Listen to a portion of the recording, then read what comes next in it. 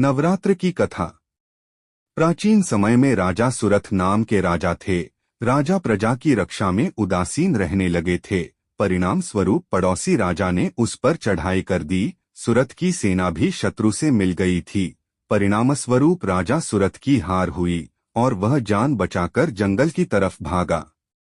उसी वन में समाधि नाम का एक बनिया अपनी स्त्री एवं संतान के दुर्व्यवहार के कारण निवास करता था। उसी वन में बनिया समाधि और राजा सुरथ की भेंट हुई। दोनों का परस्पर परिचय हुआ। वे दोनों घूमते हुए महर्षि मेघा के आश्रम में पहुँचे। महर्षि मेघा ने उन दोनों के आने का कारण पूछा तो वे दोनों बोले कि हम अपने सगे संबंधियों द्वारा अपमानित एवं तिरस्कृत होने पर भी हमारे हृदय में उनका मोह बना हुआ है। इसका कारण क्या है? महर्षि मेघा ने उन्हें समझाया कि मन शक्ति के अधीन होता है और आदि शक्ति के अविद्या और विद्या दो रूप है। विद्या ज्ञान स्वरूप है और अविद्या अज्ञान स्वरूप। जो व्यक्ति अविद्या अज्ञान के आदिकरण रूप में उपासना करते हैं उन्हें वे विद्या स्वरूपा प्राप्त होकर मोक्ष प्रदान करती हैं। इतना सुन राजा सुरथ ने प्रश्न किया, हे महर्षि, देवी कौन है? उसका जन्म कैसे हुआ? महर्षि बोले, आप जिस देवी के विषय में पूछ रहे हैं वह नित्य स्वरूपा और विश्वव्यापिनी है। उसके बारे में ध्यानपूर्वक सुनो। कल्पांत के समय विष्णु भगवान क्षीर सागर में अनंत शैया पर शयन कर रहे थे।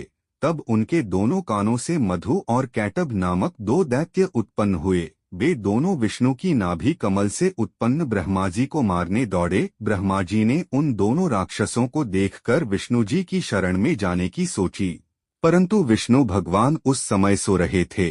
तब उन्होंने भगवान विष्णु को जगाने हेतु उनके नयनों में निवास करने वाली योगनिद्रा की स्तुति की।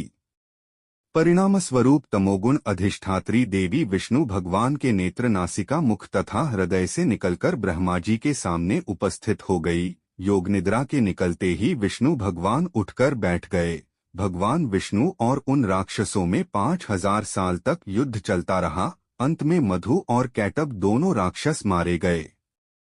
ऋषि बोले, अब ब्रह्माजी की स्तुति से उत्पन्न महामाया देवी की वीरता तथा प्रभाव का वर्णन करता हूँ, उसे ध्यानपूर्वक सुनो। एक समय देवताओं के स्वामी इंद्र तथा दैत्यों के स्वामी महिषासुर में सैकड़ों वर्षों तक घनघोर संग्राम हुआ। इस युद्ध में देवराज इंद्र की पराजय हुई और महिषासुर इंद्रलोक का स्वामी बन बैठा। अब देवतागण ब्रह्मा के नेतृत्व में भगवान विष्णु और भगवान शंकर की शरण में गए।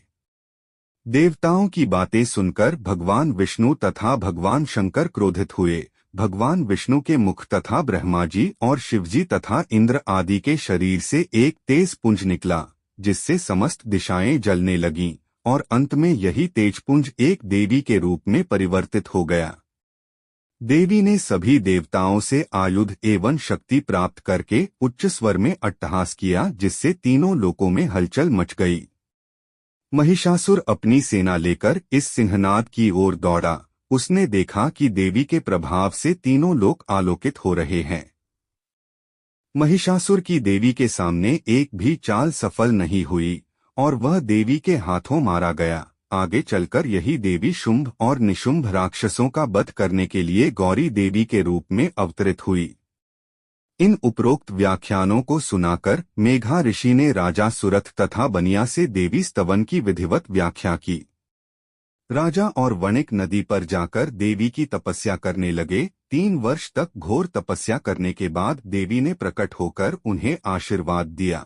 इससे वणिक संसार के मोह से मुक्त होकर आत्मचिंतन में लग गया और राजा सुरथ ने शत्रुओं पर आक्रमण करके विजय प्राप्त करके अपना वैभव प्राप्त कर लिया। दोस्तों, वीडियो अच्छी लगी हो तो लाइक और सब्सक्राइब जरूर करें। धन्यवाद।